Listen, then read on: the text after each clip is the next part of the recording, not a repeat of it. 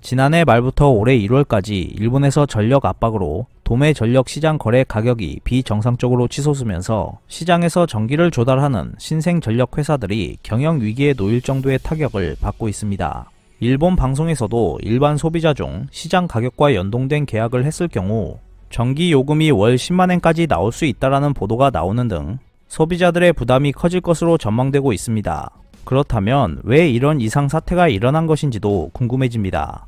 일본 경제 산업성이나 일본 언론들은 한파에 의한 수요 증가, 악천후에 의한 태양광 발전의 출력 저하 등이 원인이라고 했지만 실제로는 전력 시장의 불투명함이나 제도 설계의 결함이 큰 것으로 보이고 있습니다.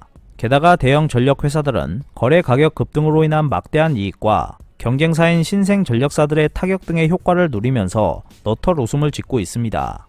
일본 정부 입장에서는 이번 문제를 재생에너지의 책임으로 돌릴 수 있다면 원자력 발전이나 화력의 안정성을 적극적으로 어필할 것으로 보입니다. 일본 정부 입장에서는 여러 가지로 유리한 점들이 있습니다.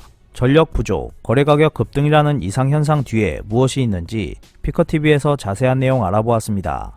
이번에 거래 가격이 비정상적으로 급등한 도매 전력 시장인 일본 도매 전력 거래소는 전기 판매처를 찾고 있는 사업자와 전기 수요를 충족시키기 위해 전기를 생산하는 사업자 사이에서 거래가 이루어지는 시장입니다. 여기에서 거래되는 전기는 일본의 전체 전기의 30%에 이릅니다. 본래 일본 도매 전력 거래소는 전기의 수급 균형을 유지하는 역할을 담당하는 시장인데 전기 수요가 급증했던 작년 12월부터 금년 1월 기간에 거래소에서 팔렸던 전기의 양이 큰 폭으로 감소했습니다.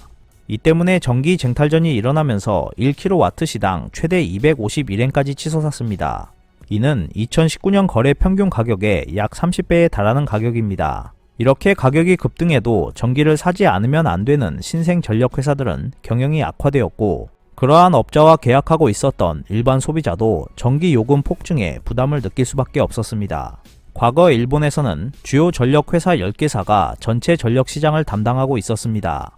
하지만 전력 판매에 대한 규제가 완화되면서 새로 진입하는 전기 회사들이 늘어났습니다. 대기업 전력보다 저렴하거나 태양광이나 풍력 등을 이용하여 환경을 배려한 그린 전력을 적극적으로 조달 및 판매하고 있는 새로운 전력 회사들도 많이 생겨났습니다. 문제는 어째서 시장에 매물로 나오는 전기가 대폭 줄어들었느냐 하는 점입니다. 여러가지 문제점들이 있었겠지만 그중 가장 큰 요인은 LNG의 조달이 부진했던 것에 있었습니다. 당시 LNG 국제 가격은 큰 변동을 보이고 있었습니다. 이 때문에 일본 대형 전력 회사들이 LNG 구입량을 잠시 줄였던 것은 아닌지 의심스러운 상황입니다. 현재 일본은 세계 최대 LNG 수입 국가입니다. 일본 내 발전 총량의 40%를 차지하고 있기 때문에 LNG의 조달 위기는 곧 전력 위기로 연결되고 있습니다. 그럼에도 불구하고 일본 경제 산업성이나 미디어에서는 일본의 전력 부족 상황이 악천후에 의한 태양광 발전의 출력 저하 때문이라고 강조하고 있으며 재생에너지는 불안정하다는 인상을 주고 있습니다. 이에 대해 일본 내각부의 전문가 회의인 재생가능에너지에 관한 규제 등 총점검위원회는 다음과 같이 반박하고 있습니다. 점검위원회는 금년 1월 6일부터 1월 12일 동안 일본 전역의 태양광 발전량은 작년보다도 증가하고 있어서 전력 공급에 중요한 역할을 하고 있다. 실제로 주간 현물 가격의 억제에 크게 기여하고 있다고 말했습니다. 2019년 2월 3일 제4회 재생에너지 규제 총점검 태스크포스에서도 발전량은 해마다 증가할 것으로 예측했습니다. 또한 이 태스크포스에서는 전력이 부족했음에도 불구하고 석유 및 LNG를 연료로 하는 주요 전력 발전 시설의 가동률도 하락하고 있었던 것을 지적하며 전기값이 오를 것을 예측하고 팔기를 꺼려하지 않았나라는 의문을 제기하기도 했습니다. 이번 일본 도매 전력 거래소의 전기 거래 가격 급등은 우연한 상황들이 동시에 나타나서 발생한 것인지 아니면 어떤 의도에 의해서 일어난 것인지 아직까지 불분명합니다. 다만 분명한 것은 단기간에 약 1조 5천억엔이라고 하는 막대한 금액이 소매 사업자로부터 발전 사업자에게 지불되었다는 것입니다.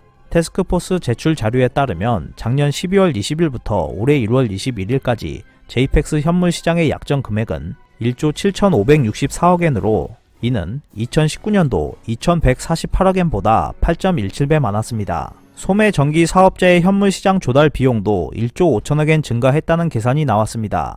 즉 이번 거래 가격 급등으로 대형 전력사들은 막대한 이익을 얻었다고 볼 수 있습니다. 일반적으로 기화하기 쉬운 LNG는 2개월 정도밖에 저장할 수 없기 때문에 23개월 뒤의 주문을 호주나 동남아시아, 미국 등 가스를 생산하는 국가와 거래를 합니다. 하지만 최근 1년 정도는 장기 계약을 하는 것보다 수시 계약으로 LNG를 조달하는 것이 4분의 1 정도로 저렴했습니다. 이러한 이유 때문에 일본의 대형 전력사들은 모두 수시 계약에 집중했습니다.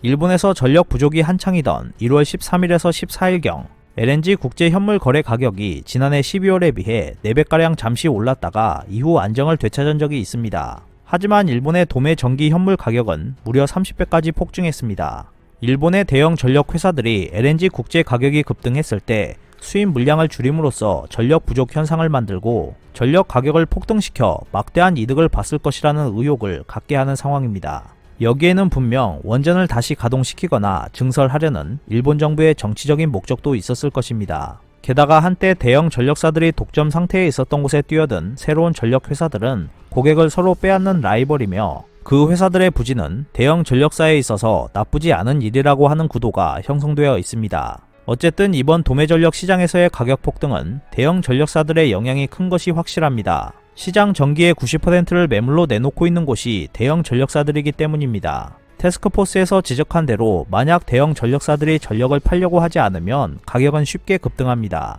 그뿐만 아니라 대형 전력사의 소매 부분이 의도적으로 고가의 전력을 매수하는 주문을 내도 일반 신생 회사들과 경쟁이 되므로 가격이 상승하고 대형 전력사들은 발전 부문에서도 수익이 발생하기 때문에 가격 급등은 곤란하지 않다고 하는 구조가 형성되어 있습니다. 일본 정부가 전력 민영화를 할 때 전력 발전과 유통을 분리하지 않은 것이 시장의 공정성을 심각하게 위협하고 있는 것입니다. 해외에서는 일반적으로 전력 민영화를 시행하면서 발전과 유통을 분리시켰습니다. 하지만 일본은 그렇게 하지 않았습니다. 이번 도매전력 시장에서의 가격 폭등에 대해 일부 일본 언론에서는 대형 전력사에 의지하고 자력으로 전기를 조달할 수 없었던 신생 전력사들의 책임이다라는 주장도 언급되었습니다.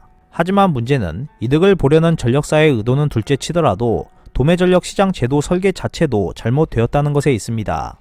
예를 들면 가격 상승에 제동을 걸 만한 적절한 장치가 설정되어 있지 않았다는 것에 있습니다. 일본 경제산업성은 도매전력 시장에서 거래 가격의 상한을 킬로와트당 200엔으로 설정했습니다. 이는 자동차에 비유한다면 제한 속도를 시속 50km로 제한해야 할 곳에 시속 250km까지 달려도 좋다고 허락한 것과 같습니다. 또한 도매전력 시장에서 전기를 조달하지 않고 있는 신생전력 회사도 도매전력 시장 가격 급등에 따른 피해를 보고 있습니다. 일본 정부가 2017년에 개정한 피트법에 따르면 태양광과 풍력에 의한 재생에너지 조달 가격도 도매전력 시장에서의 거래 가격과 연동하게 되어 있습니다. 즉 신생전력 회사들이 도매전력 시장을 통하지 않고 재생에너지 전기를 공급하는 발전 사업자로부터 직접 전기를 구입하는 경우에도 급등한 거래 가격으로 구입할 수밖에 없게 됩니다. 이번 전력 거래 가격 상승을 두고 일부 일본 언론에서는 화력 발전소를 줄이고 재생에너지를 보급하는 것에 대해 불안감을 느끼고 있다. 카지야마 경제산업상도 원자력 발전 활용 역시 향후 대응 중 하나라고 주장하고 있다라고 보도하고 있습니다. 기존 발전 시설인 화력 발전이나 원자력 발전을 많이 보유하고 있는 대기업 전력 회사들에게는 웃음을 멈추지 않게 하는 상황일 것입니다. 이렇게 일본에서 발생한 비정상적인 전력 가격 급등이 초래한 불안은 민영화의 단점을 여실히 보여주고 있습니다. 일본의 전력 민영화는 오는 4월이면 5년째를 맞이합니다. 한국은 일본에서 펼쳐지고 있는 민영화 사업에 주목할 필요가 있습니다. 한국도 전력 민영화를 추진하려고 했던 적이 있었기 때문입니다. 짧은 기간 썩을 대로 썩어가고 있는 일본의 전력 민영화가 어디까지 더 썩을 수 있을지 궁금해지고 있습니다. 오늘 준비한 소식은 여기까지입니다. 끝까지 시청해주셔서 감사합니다. 여러분의 좋아요와 구독은 영상 제작에 큰 힘이 됩니다. 앞으로도 피커TV에 많은 관심 부탁드리겠습니다. 오늘도 즐겁고 멋진 하루 보내세요. 다음 영상에서 뵙겠습니다.